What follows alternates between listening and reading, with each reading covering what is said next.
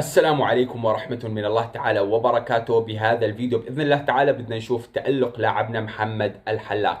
محمد الحلاق عمل اسيست ولا أروع بالجولة الأخيرة في الدوري الأردني الممتاز، وهي أصلا أولى جولات الدوري الأردني هذا الموسم.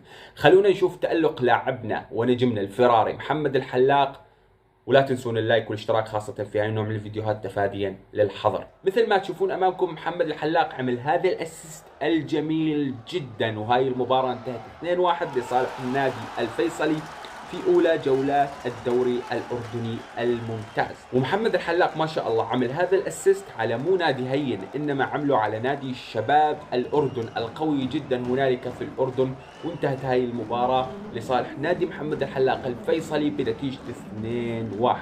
ألف مبروك لنجمنا وموهبتنا ولاعبنا الفراري محمد الحلاق، ما شاء الله قدم مباراة مدحوه عليها كل جمهور الفيصلي بأولى المباريات الرسمية اللي يظهر معاهم فيها.